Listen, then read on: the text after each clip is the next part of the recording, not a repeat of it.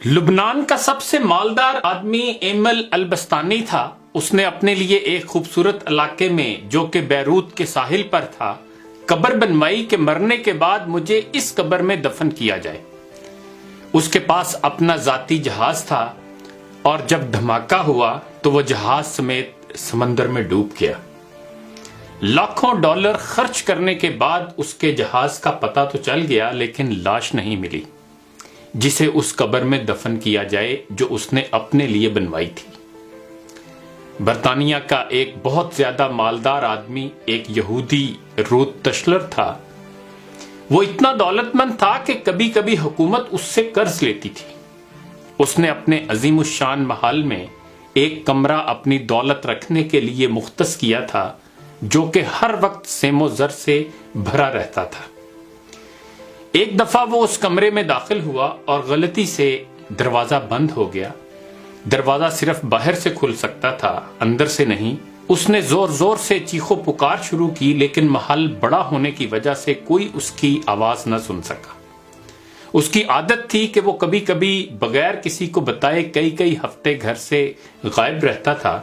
جب وہ کسی کو نظر نہ آیا تو گھر والوں نے سوچا کہ حسب عادت کہیں چلا گیا ہوگا۔ وہ برابر چیختا رہا یہاں تک کہ اسے سخت بھوک اور پیاس لگی۔ اس نے اپنی انگلی کو زخمی کیا اور کمرے کی دیوار پر لکھا، دنیا کا سب سے مالدار آدمی بھوک اور پیاس سے مر رہا ہے۔ اس کی لاش کئی ہفتے بعد دریافت ہوئی۔ یہ پیغام ہے ان لوگوں کے لیے جو سمجھتے ہیں کہ مال و دولت ہی ہر مشکل کا حل ہے اور دنیا کی ہر ضرورت اس سے پوری کی جا سکتی ہے۔ دنیا سے جانا ایک بڑا حادثہ ہے لیکن ہم نہیں جانتے کہ کب، کیسے اور کہاں جانا ہے۔ انسان سفر پر جاتا ہے اور پھر واپس آتا ہے، گھر سے باہر جاتا ہے اور پھر لوٹ آتا ہے، لیکن جب دم نکل جائے تو پھر کوئی لوٹ نہیں سکتا۔ مبارکباد کے قابل ہیں وہ لوگ جو کسی پر ظلم نہیں کرتے، نہ کسی سے نفرت کرتے ہیں، نہ کسی کا دل توڑتے ہیں اور نہ اپنے آپ کو کسی سے برتر سمجھتے ہیں، اس لیے کہ سب کو جانا ہے۔ ایک آدمی ٹیکسی میں بیٹھا تو دیکھا کہ ڈرائیور قرآن سن رہا ہے۔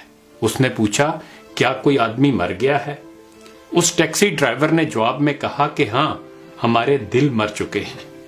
قیدی اس لیے قرآن مانگتا ہے کہ قید تنہائی میں اس کا ساتھی بنے۔ مریض ہسپتال میں اس لیے قرآن مانگتا ہے تاکہ اللہ اس کے مرض کو دور کرے، اور مردہ قبر میں تمنا کرے گا کاش میں قرآن پڑھتا تو آج قرآن قبر میں میرا غم خوار ہوتا۔ آج نہ ہم قیدی ہیں، نہ مریض ہیں اور نہ مرے ہوئے ہیں کہ قبر میں قرآن کی تمنا کریں۔